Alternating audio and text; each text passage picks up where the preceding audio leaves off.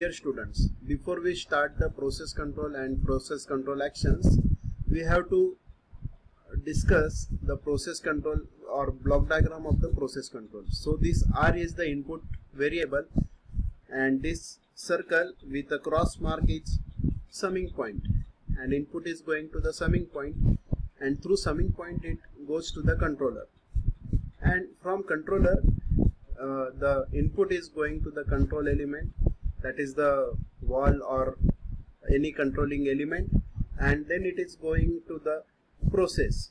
The variable u is going to process, and after process it is measured again, and this v is again going back to this summing point. So this summing point is checking whether there is any error in input and output getting from any process.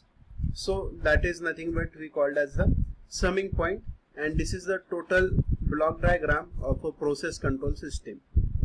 So if we consider the control actions, there are different control actions as mentioned here.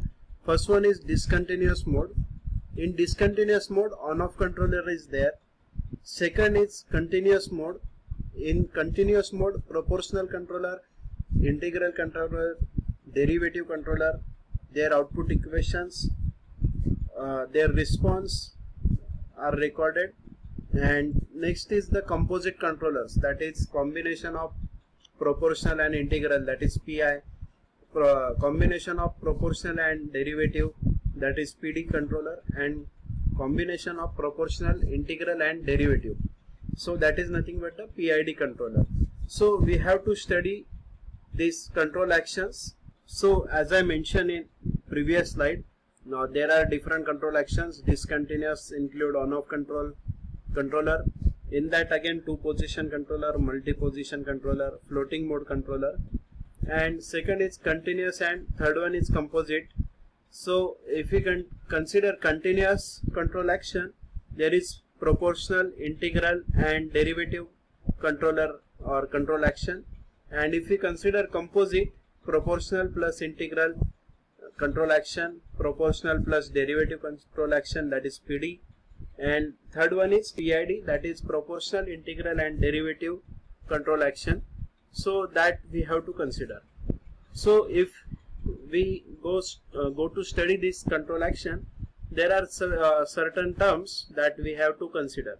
So first one is continuous controller. So controller that responds to continuous input variable is called as continuous controller, as the name suggesting. Next is discrete controller that responds to the discrete signal is called as the discrete controller. Next is process equation. A process equation describes the mathematical relationship into the input and output variables.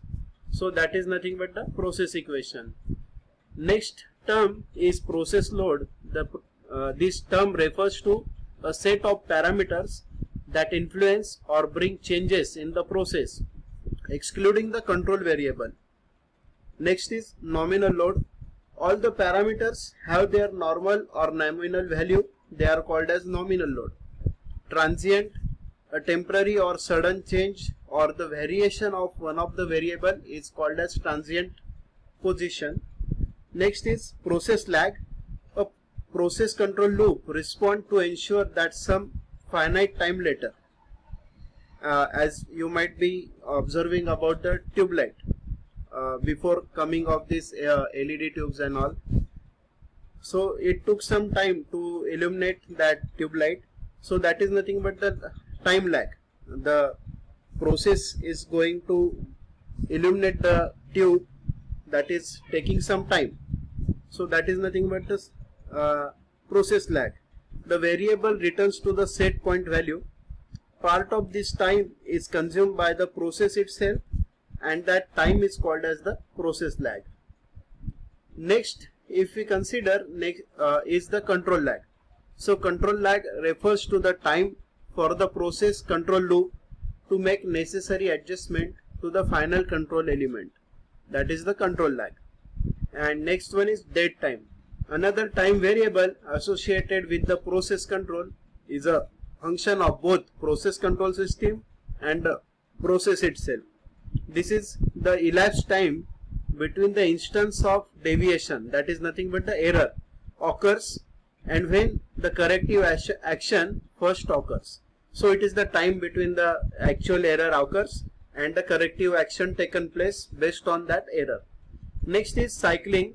Cycling is nothing but the oscillation of the error about the zero value. Sometimes it goes to the positive and then suddenly it goes to the negative sign. So it is oscillating around zero value. This means the dynamic variable cycling above and below the set point.